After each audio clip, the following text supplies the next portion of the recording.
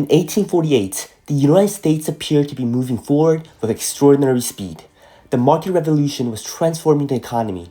Railroads and canals were connecting distant regions. Factories were changing how Americans worked, lived, and imagined the future. But beneath this image of national progress was a deep contradiction.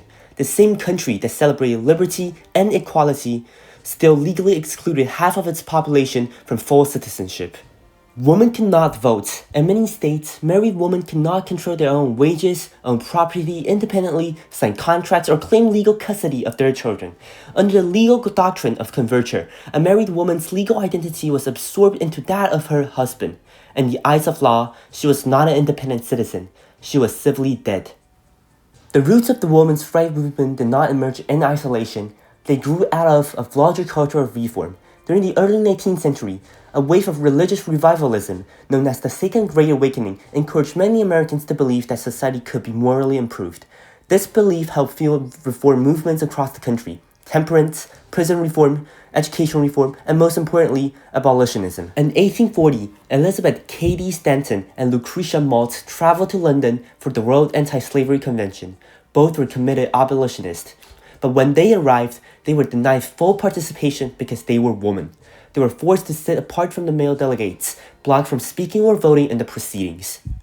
Women became active in these movements. They organized meetings, circulated petitions, raised money, and spoke out against slavery. Yet even within reform movements dedicated to human freedom, women often faced discrimination.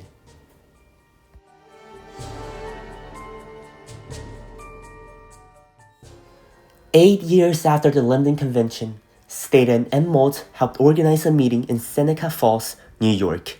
It was held at Westland Chapel at July 19 and 20, 1848. The announcement was simple but revolutionary. It called for a convention to discuss a civil, social, and religious condition and rights of women. About 300 people attended. Most were women, but some men also joined. They gathered merely not to complain, but to make a public argument. They wanted to expose the contradiction between American democratic ideals and women's legally reality.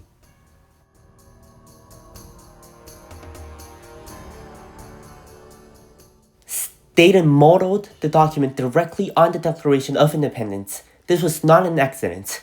It was a powerful rhetorical strategy. By borrowing the language of the Founding Fathers, Staten forced Americans to confront their own political principles.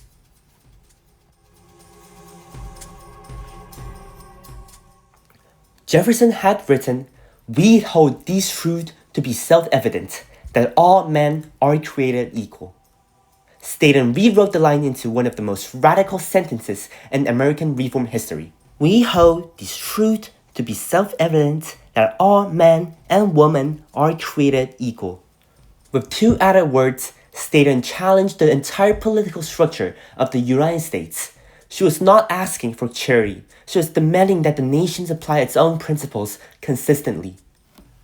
The history of mankind is a history of repeated injuries and usurpations on the part of men toward women. The Declaration of Independence listed a series of grievances against men and against the legal system that protected men's authority. It condemned laws that denied women property rights. It criticized the lack of educational and professional opportunities. It attacked the legal system that gave husband power over wives and father power over children. The document argued that women are not naturally inferior. Rather, they have been made politically and economically dependent by law, custom, religion, and education. This was a radical claim. It suggested that inequality was not simply natural or traditional, it was constructed by institutions, and because it was constructed, it could also be changed.